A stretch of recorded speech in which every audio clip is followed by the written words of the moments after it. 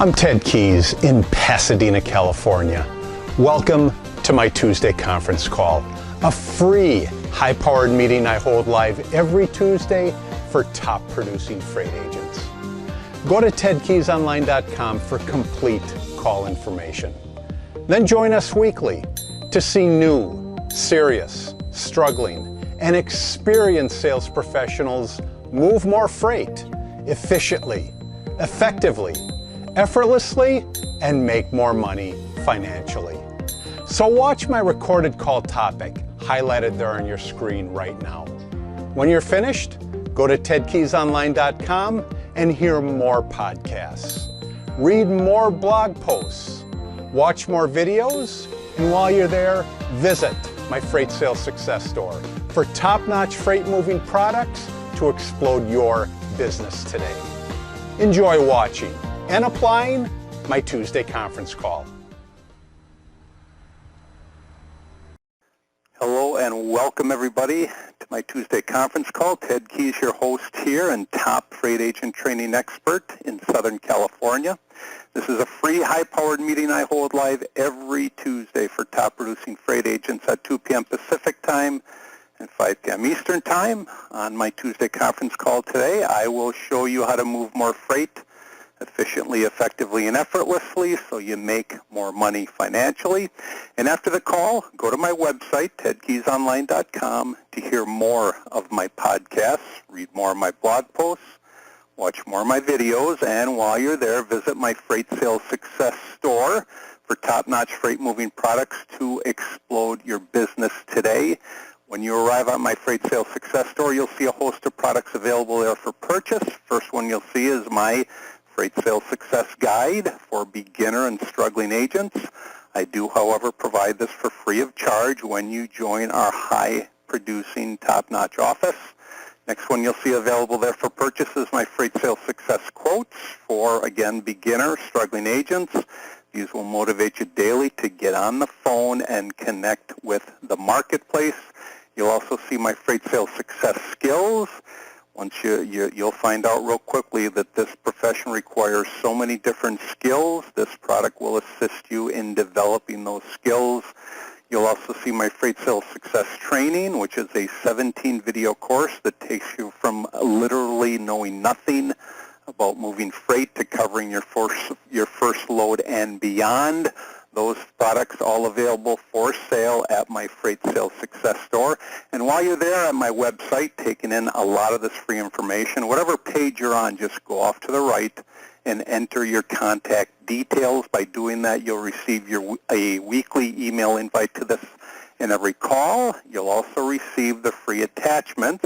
These are for other calls where I don't have a guest on, the free attachments that I provide on each and every call. And just for doing that, guys, you'll receive my free report, which has been downloaded thousands of times before, 11 ways freight agents will increase their income. And if you have any questions today, any questions specifically about what we do here at my office here, or more particular, are you ready to join our top producing freight sales team? Then call me, Ted Keys. I'm at 626-309-9141. Today I have a very special guest today. My freight sales expert guest is Ralph Pasqualina. Ralph, you reside in Kingston, New York, correct? Or at least that's where your office is. Yes, I reside in Tivoli, New York, and our office is in Kingston, New York. Golden Awesome, Rule Ralph. Transport Again, really appreciate you getting on the call today. And thanks for asking me to come on. Any other freight agent trainers like me ask you to get on their call, Ralph? No. Okay, awesome. Well, hey, I am so honored to be the first. Tell us now, Ralph, you've been in this profession quite a while, correct? Correct. And what are we talking year-wise? Since 1972, my stepfather and he owned a boat hauling business on Long Island, and that's where I initially count my experience from, backing yachts into people's yards. I think that accounts for experience, and then I started driving straight jobs in the mid-'70s around the tri-state area and the boroughs, and then I started driving over the road in 1977. Awesome. So just like a lot of successful individuals in this industry, you started off doing the heavy lifting. Actually moving the equipment, the commodities, and also driving truck as well. Correct, Ralph? Correct. Okay, all right. What and we're going back to the early 70s, you said, Ralph? Yeah, 1972. Okay. And you are right now the current owner of Golden Rule Transport? Yeah, Golden Rule Transport Incorporated. Yes, sir. Okay, and also Falcon Trans, or are those two companies Falcon together? Trans is who I am an agent for. Oh, okay. We have our own brokerage, but we're also an agent for Falcon Trans. So your duties, your skills cover a broad range of the freight industry. Mm-hmm. Okay. All right. Tell us a little bit about Golden Rule Transport, Ralph. Golden Rule Transport I established actually in 1999. It was originally called Doral Enterprises, and around 2011 I changed the name to Golden Rule Transport Incorporated. What does Golden Rule specialize in, Ralph? We specialize in our specialty is van and reefer freight. We've done everything, but our specialty is van and reefer freight. Okay, so you have your own vans and reefers. Correct. And just throw your MC number out there for anybody that wants to. 393-670. 393-670. Is that correct? Correct, sir. Okay. All right. Tell us about the brokering that you do, Ralph. Okay. You want me to give you a rundown from the beginning? A quick rundown. How I learned? Yeah, well, as you know, I was a truck driver for a long time before I started doing this, and I grew up in it, and my stepfather owned trucks, and for lack of a better term, I'd prefer not to say freight broker. I prefer to say truck broker, because back in the day, that's what they were called. We were truck brokers, and truck brokers were in truck stops where motels were. They were in truck stops in trailers and hotels and motels where trucks congregated. In other words, we didn't have the communication we had back then, so we had to rely on those guys. And I guess brokering actually officially started in 1980, but I remember brokers being around in the early 70s, and what they would do is they would trip lease you. And the reason we call them truck brokers is early on, starting out working with my stepfather, there was a lot of, for lack of a better term, there was a lot of places where you wouldn't get paid. Mm-hmm. So we spent a lot of time collecting money, and it was a learning curve, and so I made it up in my mind right then and there that I wouldn't work for anybody that didn't pay me. Mm-hmm. And so over the course of the years of being a driver and an owner-operator, when I was in dispatch offices and truck brokerage offices, I would suck everything up like a sponge, because I had such an interest in what they did. Mm-hmm.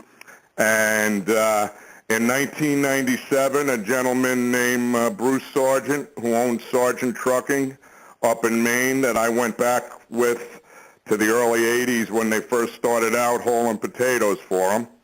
And again, I emphasize truck broker, because a truck broker is someone that will load your truck from point A to point B and then back to point A. Mm-hmm. And somebody that you can rely on, to get paid by. So I prefer to still use the old school term truck broker. Awesome. Anyway, Bruce Sargent at the time, it was right about the time, 1997, and as a matter of fact, TQL started the same year I did. And it was right about the time when the agent thing was taken off, and Bruce Sargent of Sargent Trucking gave me a chance at being an agent, and I think I was his 9th agent office, and I started out with the connections I had as a driver, and I primarily started out with watermelon customers. Tell us a little bit about that, using the connections that you had as a driver. Right. Well, I through the years, I hauled just about anything that could go in and on top of a truck, and we're talking the late '90s now. No, it was the late 90s, 1997 when I started brokering. Right, that's what I meant. It was in April.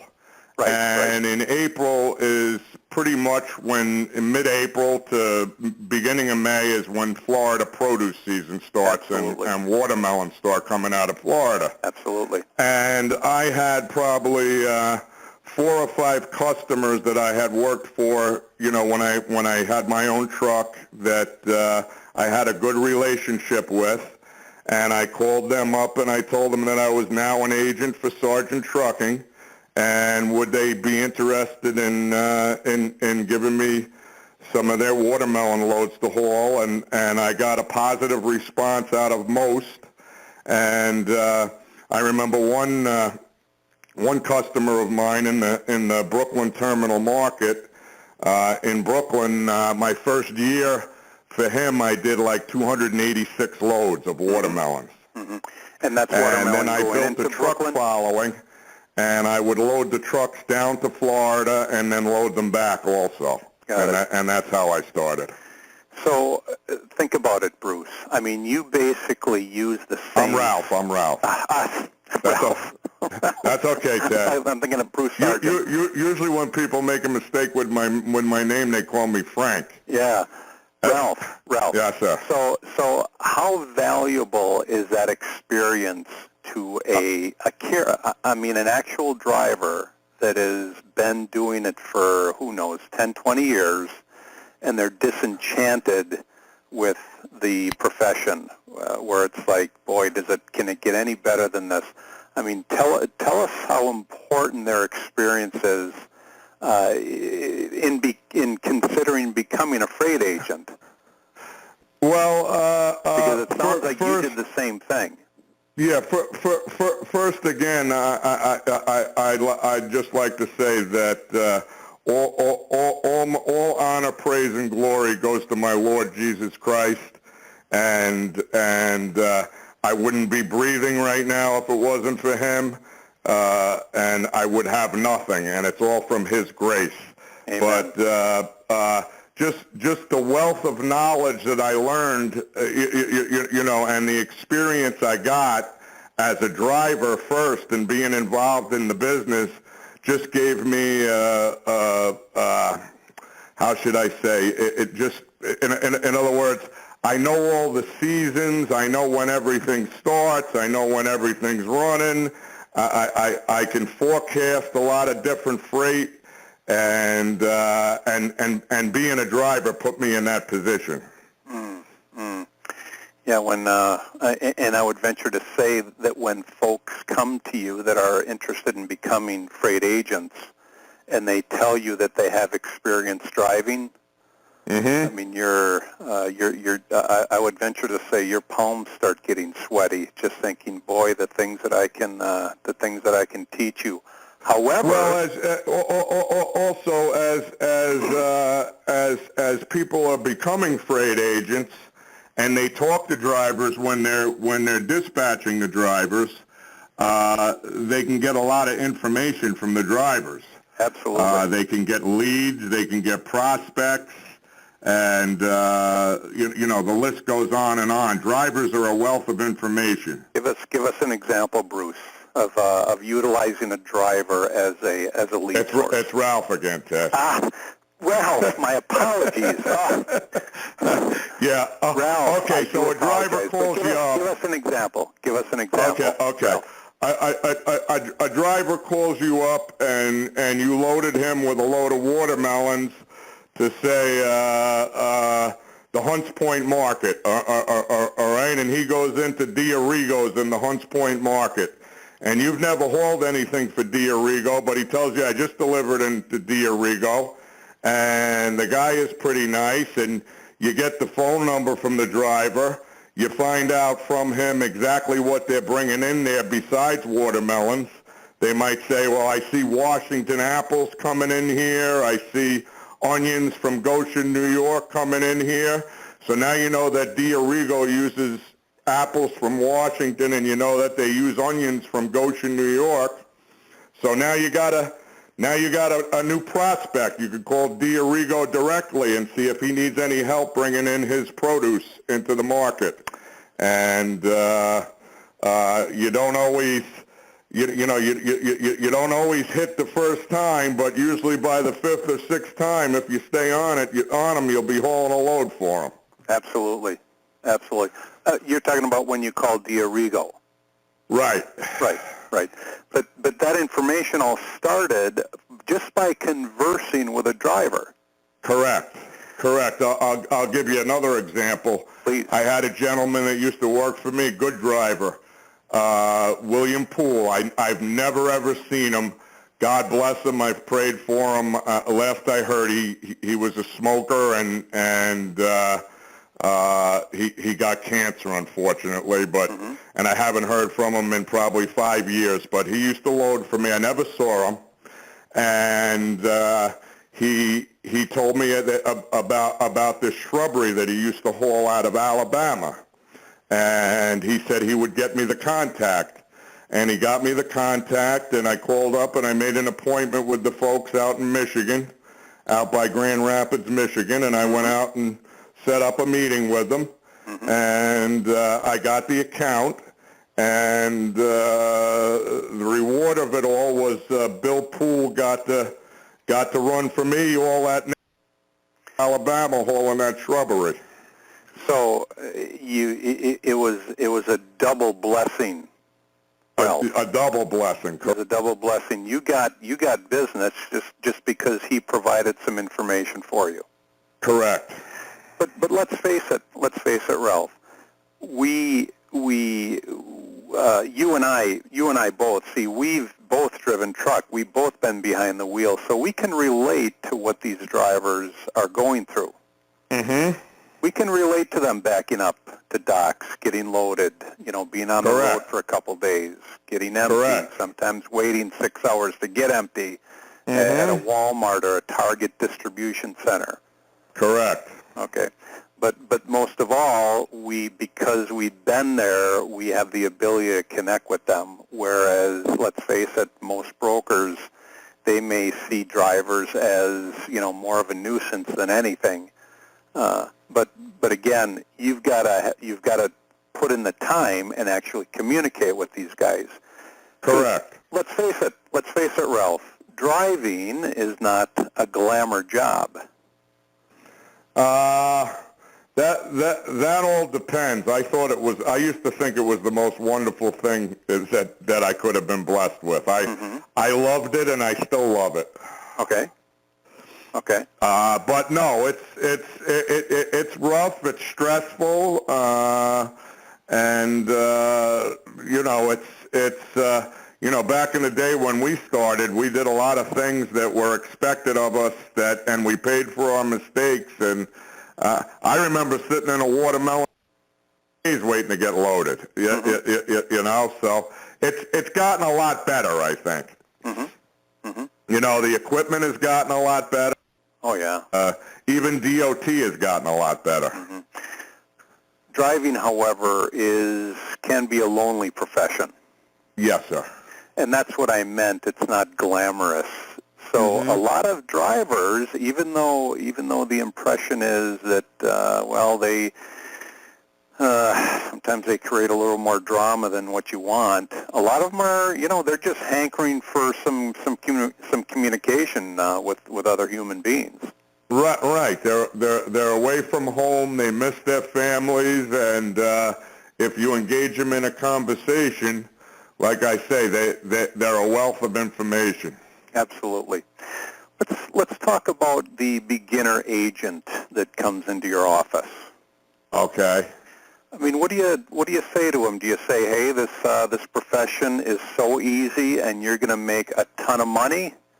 No, there's nothing easy about it, and I don't have a lot of original stuff, but one of my mentors, Bruce Sargent, used to say if it was easy, everybody would be doing it. Absolutely. Well, certainly a lot of people attempt it, right? But let's face it, the success rate is not that great. Correct. What do you attribute that to, Bruce? Ralph. That's okay, Ted. I'm going to start calling you Frank. What do you attribute that to, Ralph? My apologies again. Procrastination, laziness, being scared to pick up the phone. One thing, I know we're in the new computer age, but the first thing I ask somebody coming to work for me is are you afraid to pick up the phone?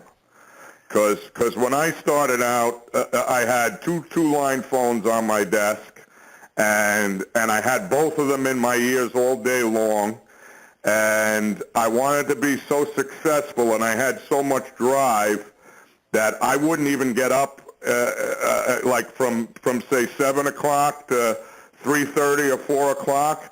I wouldn't even leave my seat. I would stay on those phones. And I was scared to get up to go to the bathroom because I was scared I would lose business.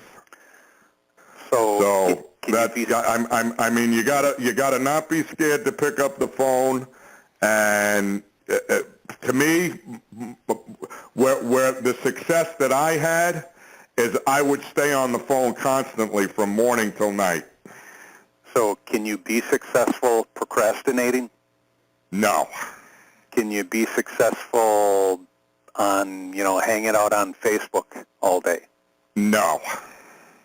Can you? You're connecting with people. You're listening. You're looking at their news feed. Yep. Well, isn't that an aspect of being successful? Well, I just I'm not a big computer guy. I haven't caught up to the technology yet. I believe in being on the phone and talking to people. Absolutely. And finding that common denominator and building a relationship. And once you build, in other words, for me, it's just a lot harder to build a relationship via email or on Facebook. Well, let's put it this way. If you have 1,000 friends on Facebook, I'm not even on Facebook. Right. How many of them are really your friends? Right. I only know one that sticks closer than a brother, and his name is Jesus Christ. Yeah, that goes hand in hand with what my Bible insight was this morning, talking about. I mean, the average human being can only handle a half a dozen friends to begin with. Correct. And these are close friends. But amen to your comment there about Jesus. How about LinkedIn? Hanging out on LinkedIn. I mean, hey, these folks are supposed to be professionals. Yeah. Well, I see a lot of I see a lot of people that I know on LinkedIn and on this site and on that site and on the other site, and I know them. And most of the stuff, a lot of the stuff that they have on there is fictitious. I mean, anybody can make up a story about themselves and about their background. Absolutely. But when you got a voice on the other line, I think it speaks volumes in building a relationship with the voice on the other line. I've got a saying, and that is a phone call beats or trumps an email every day of the week. Amen. A phone call will always, always, always trump an email. It always beats an email. It always beats a posting. And another thing is you will never Facebook your way to profit.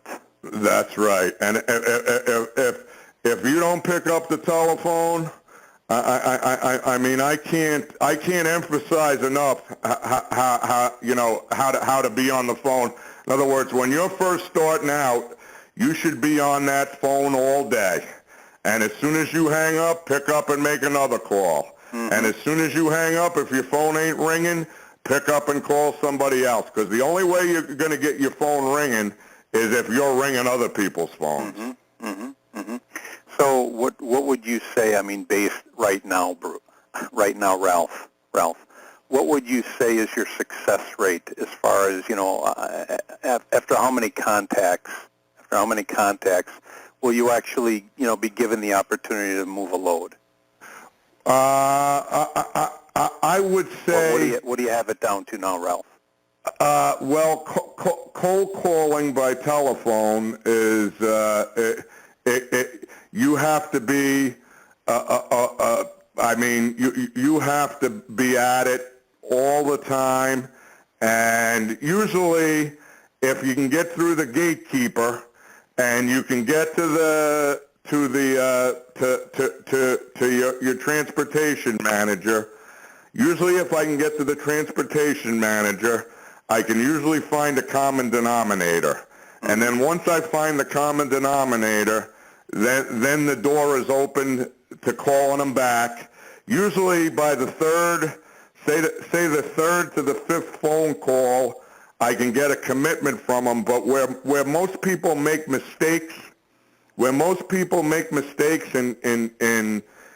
prospecting, the biggest mistake made in prospecting is they get through the gatekeeper, they get to the transportation manager. They find a common denominator, they start building a relationship, and then they don't ask for the business. Mm-hmm. And I think that's the biggest mistake. I've seen it. I've sat next to them in my office. People that I've hired to be salesmen, they'll get in and they'll get and the biggest mistake they make all the time is they got a good rapport with the guy. They're talking to him about a baseball team they both like, mm-hmm. but they don't ask for the business. Mm-hmm. Give us one load. Try us out. Where do you need help? Absolutely. What are you moving that's a thorn in your side that you need help with? Let us start there. You know. Boy, that's a good one. What is a thorn in your side right now? My saying is, what challenging freight are you moving this week? Right. I always use the old thorn in the side. They're not going to give you the easy stuff. That's already taken care of. Nor will you get in moving the easy stuff. Why would they give you the easy stuff when, the person that's moving it now has worked 3 to 4 to 5 years to get that easy stuff? Yeah. Exactly. Why should they give it to you now? Absolutely. You're the new guy on the block, and you got to prove yourself. Yeah. Just providing some statistics here. Most salespeople will give up after the third call. Mm-hmm. Most will give up. Let's say 80-90% will give up after the third call. But mm-hmm. in reality, 80% of your business comes between the 5th and the 12th call. Correct. Most give up way too early. Yep, you got to call them every day.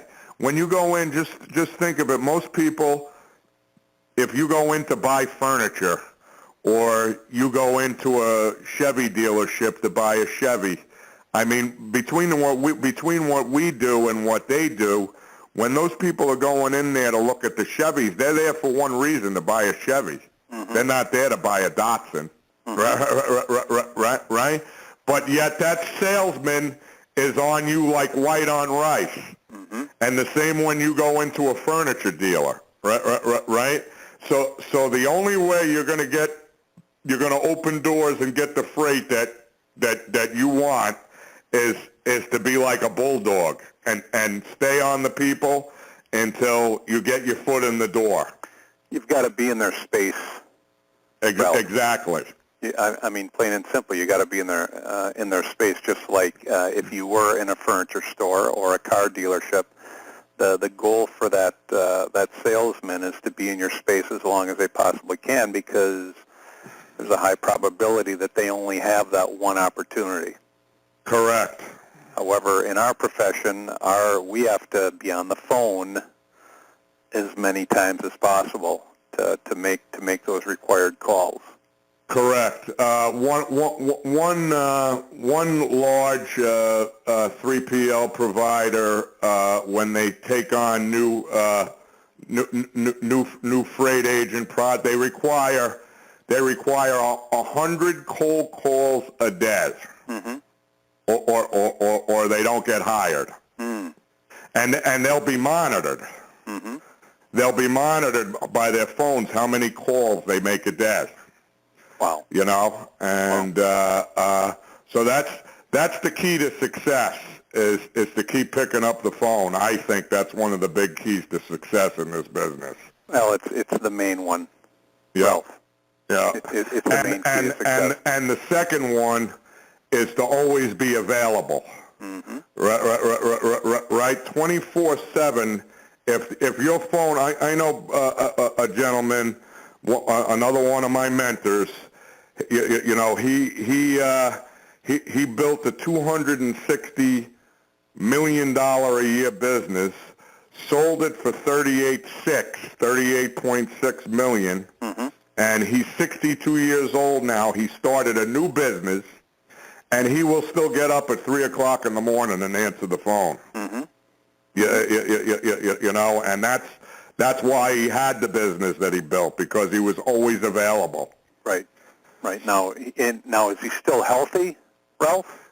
Very healthy. Okay.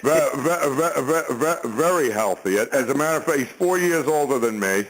Uh-huh. And I said to him, his name is Bruce. I said, Bruce, why do you want to keep doing this again? Why don't you want to go sit on an island somewhere? And he said, he just said to me, he said, look, trucking is my whole life.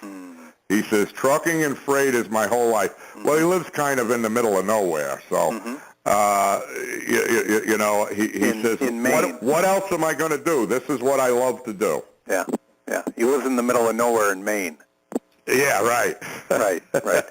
So Yeah. what would you say is your specialty right now as far as the commodities? Right now, with our own trucks, we move a lot of potatoes out of Maine. Okay. And then we load back with refrigerated freight. Mm-hmm. And right now we're getting ready for our peak season Christmas mail project that I've been doing since 1997. 1997. Mm-hmm. Got it. Is that mostly in the Northeast? Do you do that nationwide? We move the mail all over the country. Okay. All right. It started out, and every year I don't know where it's going to come from and where God's going to bless me with it, and how it's going to come. Mm-hmm. But it started out in the late '90s. We started with this one mail contractor, taking about 150 loads for the season, and it grew into where now we're doing, say, between $4 and $5 million in volume for 3.5 weeks in the end of November and to the day before Christmas Eve. Mm-hmm. Mm-hmm. Awesome. Ralph, how long have you been a believer in our Lord Jesus Christ? Well, I was raised Catholic, and I kind of strayed away from that, and I came back to the Lord and trusted the Lord as my Savior when I was 18 years old. But then I lived in a backslidden condition for until I was probably 34, 35. You know, I did what I wanted to do and not what He wanted me to do. Mm-hmm. And then I kind of yielded myself to Him in around 94. And I started going to an evangelical church, and I've been very, very blessed ever since. My life has turned around 180 degrees, and I've been a trustee on the trustee board for 19 years. Mm-hmm. We built a new church, and We have a wonderful pastor. His name is Frank Cerrone. The church is in Rhinebeck, New York, Grace Bible Fellowship Church. And we have another building project going, and it's just been a blessing. Awesome. And I'm a firm believer in tithing, and we can never outgive the Lord. Yeah. Do you have family, Ralph? Yes, I have my wife Jerry. She's my late wife passed away. My wife of 21 years passed away in 2007, and the Lord blessed me with another wonderful wife. I know she came right from heaven, and my late wife got together with the Lord and sent her to me because they knew I couldn't be alone, you know. Right? It says in the Bible it's not good for man to be alone. You are correct. So I got blessed with this other wonderful wife, and I have a daughter that's 28 that has given me over the past 4 years. As a matter of fact, tomorrow's her birthday. She'll be 28 tomorrow. Awesome. And wonderful son-in-law. And I have 3 beautiful granddaughters. The oldest one just turned 4. And I have a son that'll be 22 in January. Awesome. Awesome, Ralph. Awesome. Thanks for sharing. Ralph, are you up for some question and answer? Sure. Awesome. Wonderful. Anything else, Ralph, before we do that, anything else when it comes to trucking, when it comes to brokering freight, anything else that you want to share to that or provide advice for that beginner or struggling freight agent in this industry that you may have overlooked? The best advice I could give is you have to be persistent on the telephone. You have to be honest. I emphasize honesty to everybody that walks in my office. And you have to be honest, and you have to tell the truth 110% of the time. Give us an example. Be available. Give us an example of telling the truth. I mean, just a real easy one, real quick one. Let's face it. Our business has a bad rap about dispatchers not telling the truth to customers, to drivers. All right. And I gotta be honest that when I started, you know, sometimes it was easier. There's no such thing as a white lie. A lie is a lie.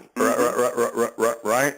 Yes. So if a driver oversleeps, right, why not say the driver overslept and tell the truth instead of saying he lost his clutch going up the big hill? You know, when here's the way I see it. When you tell the truth, all right, the Bible says you shall know the truth and the truth shall set you free. When you tell the truth, the person on the phone, the Lord is going to take care of the rest.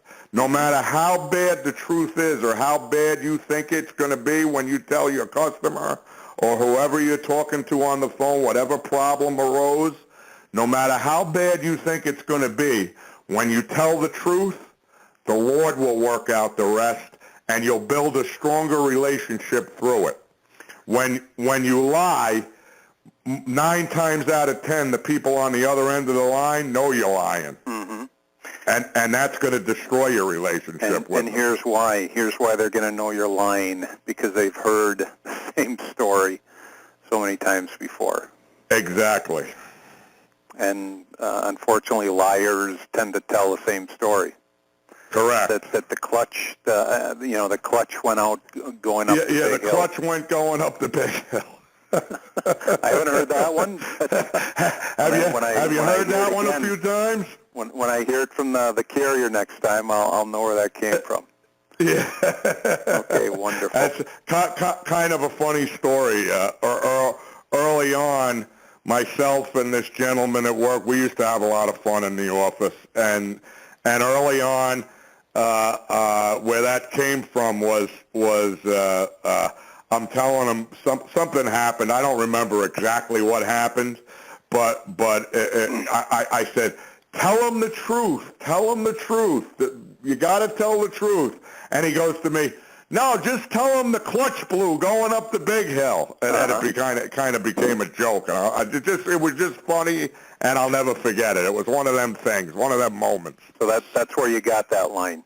Yeah, yes, sir. The clutch went out going up the big hill. Yeah. So let's open this up a little bit for some Q&A, Ralph. Okay. Who's got the first question for Ralph? Hit *6. Hit *6. Who's got the first question for Ralph? Again, guys, this is the opportunity to ask someone who has a wealth of knowledge. I mean, so much more than I could ever have. You've been around a lot longer than I have, Ralph. So who's got the first question for Ralph? Hit *6. This is Matt in Washington. I have a question. Awesome. How are you, Matt? Ralph, this is Matt in Washington. How you doing, Matt? Oh, better than I deserve. Me too. Yeah. You had mentioned that one customer you moved 200 and something loads, and your mail you're moving over 100 loads. Most of my customers, when I get them, it's like a load here, a load there. How would you suggest moving from piecemeal work to, hey, I'm going to give you 100 loads? Right. Well, Rome wasn't built in a day. Sure. And everybody's got to start somewhere. If you get your foot in the door and you get one load from a customer, that's a very big accomplishment. Then you got to grow it from there, and you got to grow it through trust and honesty. Once your customer trusts you, and he knows that you're going to do what you say you're going to do, he will bless you with more loads. Okay. He's got the customer has to have the loads as well. Correct. Ralph? Correct. And that's why we never stop. We never stop connecting with the marketplace. Exactly. You could have one customer where you're getting 300 loads a month from, and now you start resting on your laurels. You feel, and it's happened to all of us. You get complacent because you think you're always going to have that, and you stop your prospecting and you stop calling new customers, and then the next thing you know, that company, I just had it happen recently. I had a customer. I wasn't doing a lot of loads for them, but I was doing, say, 8 or 10 loads a week, and it was a local customer, and it was good for my trucks, and they were in business since the late 1800s. And they went out of business just like that. So the moral of the story is you can never rest on your laurels, and you can never get complacent. You got to constantly be prospecting for new customers. And realize, Ralph, that you will lose your customer eventually. Right. It's just going to happen. Nothing good lasts forever. For various reasons. Except the glory of the Lord. For various reasons, you will lose your customers. That's why you never, ever stop prospecting. Right. For example, are you still there, Matt? Yep. Matt, Seneca Juice is in Yakima. Yep. You're aware of that, right? Yeah, I've called them a few times. Okay. So here's Seneca Juice, Ralph. Yep, I'm listening. Matt is in Yakima, Washington. Seneca Juice is in Yakima, Washington. Now, Matt just said, well, I called him a few times. What do you say to Matt on that? Did you get a hold? Did you get through the gatekeeper, and did you get a hold of the transportation manager? Usually it just goes to voicemail. Okay, you know what you do? Before you call a prospect, you should look up the company, find out what they do, know something about the business that you're looking to haul freight for. All right, and then you could call up anybody. You could call up a receptionist and ask, who's your transportation manager? What's his name? Not that you're going to get through to them right then and there, but you could call a couple hours later or the next day. Now you know the transportation manager's name. Then you get the person who you talked to's name that gave you the transportation manager's name. And then if you don't know anybody else that knows the transportation manager, you could at least say, well, Ginny gave me your name, and I understand you're the transportation manager, and then you introduce yourself. But I suggest that before you do any prospecting, the first thing you should do is find out about the company that you're calling. Yeah. And exactly what they do. This is a juice company that we're talking about, Ralph. Mm-hmm. You know, Matt and this company are neighbors. He knows what they do. You know, Matt's in apple country. They make apple juice, so he knows what they do. Point is, he's called and he knows who the transportation manager is, Ralph. Correct. He's called there a couple times. He said a few times. Now, is that where it ends? Just at a few times? Well, it all depends on how bad you want to be a success and you want to get your foot in the door. If you call 5 times and you still don't get them, then go over there and see them. See if you can get in to see them. Mm-hmm. See if you can make an appointment to see them. You know, I would imagine a big juice company, big apple juice company in Yakima must ship a lot of juice. Oh yeah. My point is it's never ending, Matt. Absolutely. If you want those companies that are doing these, you know, hundreds of loads a year, thousands of loads. This is as Bruce Sargent said, if it were easy, everyone would be doing it. Correct, Ralph? Correct. You know, you've got some major customers where you're doing several hundred loads, Ralph. I mean, yes, did you get in there right away? No. Right. It's a non-stop, never-ending process. I had a company I was trying to get into for 17 years. 17 years. 17 years. And you have 17 years. And you have trucks as well. Correct. So, any other questions, Matt? All right, that's everything. Okay, awesome. Who's got the next question for Ralph? Hit *6. Boy, great question, Matt. Who's got the next question for Ralph? Hit *6. Hi, Matt. This is Margaret from Richmond. How you doing? Hey, Margaret, how are you? I'm doing pretty good. You touched bases on you have to, you know, freight agents cannot be afraid to pick up the phone. What would you say to the new freight agent that is afraid to pick up the phone? Do you have any advice on how they can overcome that? Just through practice. I mean,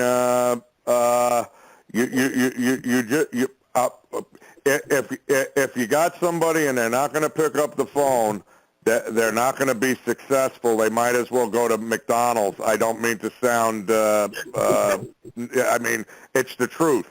The only way you're going to be successful in this business is to pick up the phone, and I mean, stay on it all day long, from morning till night. Hey, Margaret. And that's the way you'll learn to be successful. Margaret, what skill do you feel you're real good at? What skill do I feel I'm good at? Were you ever involved in athletics or debate? Were you on the debate team? I mean, you've got it sounds like you're an adult. On the debate team, but I am a talker. I'm good at holding conversations. You're a conversationalist? Yes. Okay. Then the phone is perfect for you. Yeah, this profession is perfect for you. Yeah. One line that I have is always remember, nobody's going to reach through the phone and grab you. Yeah. I mean, hey, we're going to get hung up on, right, Ralph? No doubt about it. We're going to get hung up on.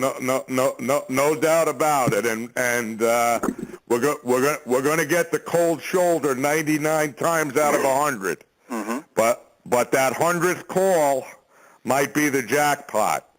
You know, and you might go along and you might get a new customer, and you know, there's customers that are bad customers too. You know, you might get one load every 2 weeks that you might only make $75 on, but then that 100th call, you never know when you're going to hit the jackpot. Mm-hmm. And you just run into somebody that just a carrier just dumped 20 loads on him that he was planning on moving over the next 2 days, and now he's got nobody to move it, and you just called just at the right time, and now you got your foot in the door and you got your chance. And let's face it, Ralph, we get better at this as we go along, correct? We're supposed to. I mean, it takes a lot to build up that foundation initially. Well, the thing that I believe is that there's no limit to education. Mm-hmm. In other words, I learn something new every day. Mm-hmm. You know, and the more you learn, the more successful you're going to be. Awesome. Hey, Margaret, thanks for the question. You've got to pick up the phone. It's that simple. And yeah, initially it you know, because you're not used to it, your subconscious mind is telling you, what on earth are you doing? You can't do this. Who do you think you are? But the more you do it, those little wins that you see, the more you realize that you've got it going on. If you trust in the Lord as your Savior, there's a verse, I think, Ted, it's Philippians 4:13. Uh-huh. I can do all things through Christ who strengthens me. All things. All things. Ralph. Not Absolutely. Some things, all things. Yes, all things. Yep. Are you familiar with that, Margaret? Yes, I am. Hey, put that on your office wall. I can do all things through Christ who strengthens me. Philippians 4:13. I sure will. Thank you, guys. There's your reminder. Thank you, Margaret. Great talking to you. Who's got the last question for Ralph? Last question for Ralph. Last question for Ralph. Hello? Yeah, go ahead. Yeah, this is Bernie. I got a question. Yeah, fire away, Bernie. I got two questions, actually, but I guess I only got time for one, so... No, go ahead, Bernie. Okay, straight up, you don't get the bid. I mean, your rates are too high. You give me your best rate, and they're still $200 lower than what you can do it for, or what you've been able to find them a carrier for. Well, it's with me is what I try and do is I try and get the customer to tell me where I need to bid. In other words, yes, you get the bids, you got to bid. Some companies put out bids once a year, and you got to try and be the best bidder. They don't always go for the best bidder.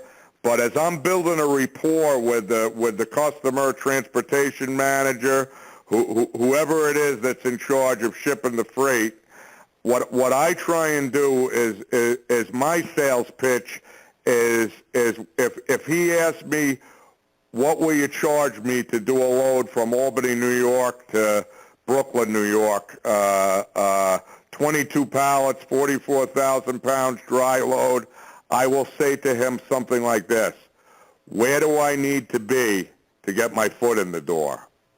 Before I say that to him, I will say, I'm not the most expensive, but I'm not the cheapest either, because you get what you pay for. So where do I have to be to get my foot in the door? That's what I use. You know, after I have built a rapport and started a relationship, and a lot of times that they might say we can't do it that way. Another time they might put you in a negotiating position where they'll say, well, we'll pay you $800, and in your mind, you got in your mind, 1,000, but you could live with 900, and you might say, okay, give me 850, and we'll start the ball rolling. And that's kind of how I handle it. Okay, that's a good one.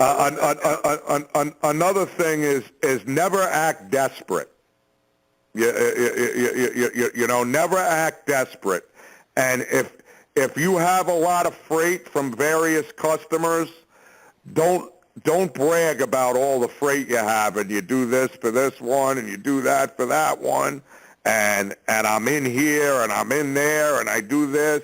Because what the customer gets in his mind, what I would get if I was a customer, I would say to myself, if he's got all this freight, what does he need me for? If he's doing so great, why does he need me? Why does he want my business? You know? Or if you're doing so great, why should I help you out if you're doing so great? Right. Okay, I got one other question for you. Is there time? Oh, absolutely, yes, Bernie.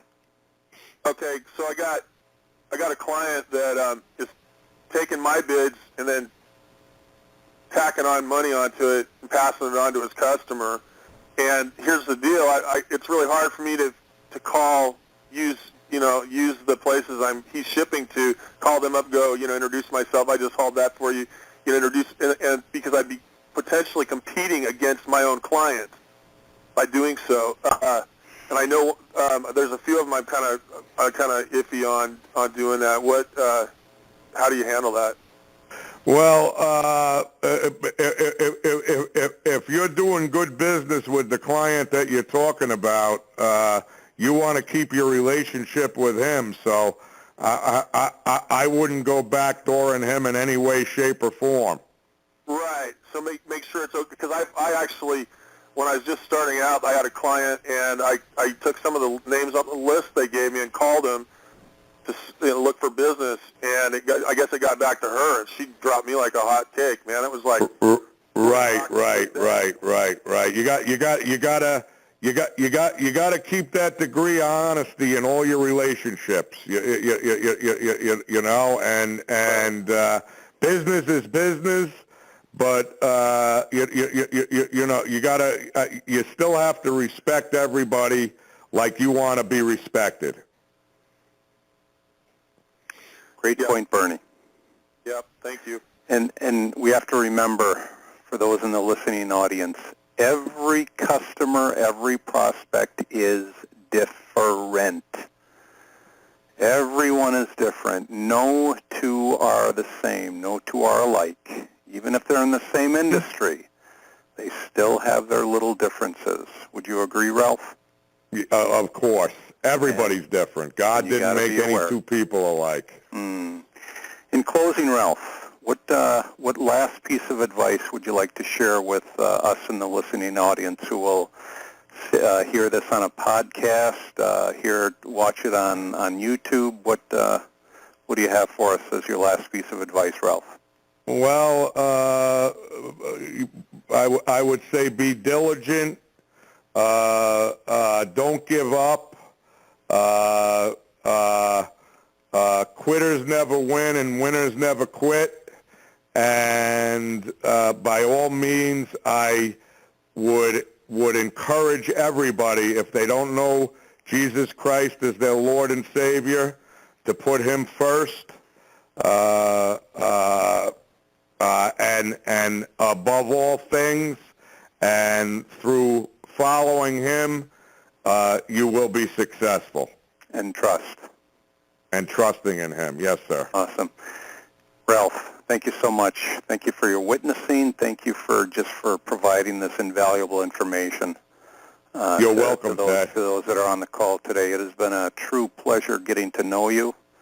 And, boy, I certainly plan on speaking to you much more after this, Ralph. We will. Thank you so much. And it was great, and thank you for giving me the opportunity to have the interview. Absolutely. In closing today, guys, first of all, again, thank you again, Ralph, for joining us today. But in closing, all right, a lot of stuff came up today. However, if you have any questions for those that are listening, not just now, but in the future, any questions about today's call, specifically, Is your desire to become a top-notch freight agent in a top-notch producing office? Then call me, Ted Keys. I'm at 626-309-9141. Been a pleasure speaking to everybody on the call today. Thank you so much for joining us. Again, we'll be doing this again next week on my Tuesday conference call, same time, 2 p.m. Pacific time and 5 p.m. Eastern time. Take care. God bless. I'll see you all again next week. God Bye-bye. bless you too, Ted. Thank you, Ralph. Thank you. I'll talk to you soon. You've just taken a tremendous step forward by watching and applying my Tuesday conference call highlight. Do you desire to earn and learn with our top freight team and Christian-based office? Yes? We're searching for a self-starter who's serious, motivated, and ready to take action right now. Is that you? Go to tedkeysonline.com/contacts and enter your contact details. We provide top-notch freight agent sales training to you. Then you deliver those same skills with confidence to the freight industry marketplace. I'll talk to you soon.